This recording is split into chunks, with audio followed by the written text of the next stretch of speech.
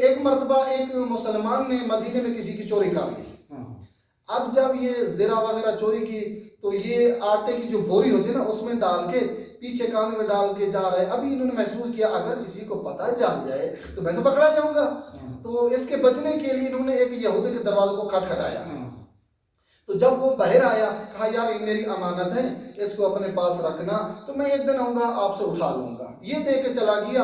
اتنے میں وہ جو جن کی چوری ہوئی تو انہوں نے جب اس چوری کا پیچھا کیا تو یہودی کے گھر سے یہ چوری نکلی. تو اس یہودی کو پکڑ کے پیغمبر کی خدمت میں لے آئے کہ یا رسول اللہ یہ چور ہے انہوں نے ہماری چوری کیا آپ ان کو محکوم کیجئے آپ اس پر کوئی حکم جاری کیجئے لہٰذا انہوں نے نقصان کیا ہمارا. تو وہ یہودی کہتا ہے آپ تو مسلمانوں کے نبی ہیں میں ایک بات کرنا چاہتا ہوں یہ چوری میں نے نہیں کی. یہ چوری میں نے نہیں کی بلکہ ایک مسلمان نے مجھے پتہ ہی نہیں ہے اس کے اندر ہے کیا. انہوں نے مجھے نہیں کہا یہ امانت رکھی ہے میں نے اس کو کھول کے دیکھا ہی نہیں اس کے اندر کیا ہے. دیکھیں ایک یہودی امانت کی کیسی دیانت کر رہا ہے کیسی حفاظت کر رہا ہے انہوں نے کھول کے دیکھا ہی نہیں ہے. ہم کسی کو ایک شاپر پکڑاتے ہیں تو الحمدللہ پہلے کھول کے دیکھ لیتا ہے کیا اس کے اندر. ہم مسلمان کسی کے لیے اگر کوئی پیغام لکھتے ہیں کوئی لیٹر لکھتے ہیں مثلا کسی کے ہاتھ آپ بھیجتے ہیں تو وہ یہ ایک راز ہے لیٹر یہ خط ایک راز ہوتا ہے. مثلا اگر کسی کو میسج پہنچائے بعض اوقات ایسے موجود جو راز ہے کسی کو فارورڈ نہیں کرنے چاہیے. ایک راز ہے یہ امانت اس کے اندر ہونی چاہیے.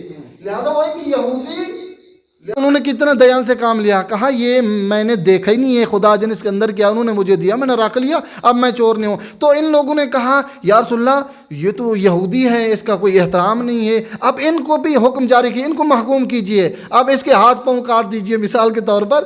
تو یا رسول اللہ اگر وہ مسلمان کو آپ ان کے سامنے لے آئیں گے بے حرمتی ہے اسلام کی توہین ہے یہ اس کی توہین ہے سب کی توہین ہے اسلام کا مسئلہ ہے لہٰذا کیونکہ اس کے گھر میں ثابت ہوئی ہے. تو جب انہوں نے یہ باتیں کی آیت قرآن نازل ہوگی.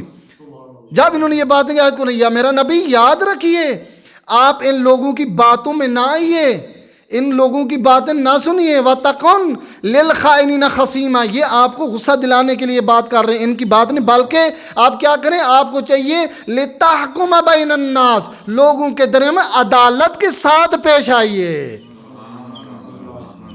لوگوں کے ساتھ عدالت سے کام کیجئے. آپ جو ہے ان کی باتوں میں نہیں یہ خائن ہیں یہ خیانت کر رہے ہیں تو یہ حق جو ہے جس کو سزا دینی یہ نہیں ہے وہ اور ہے وہ مسلمان ہے اسی کو پکڑو اس کو جو ہے آپ کیا کریں اس کے ہاتھ کاٹ دو.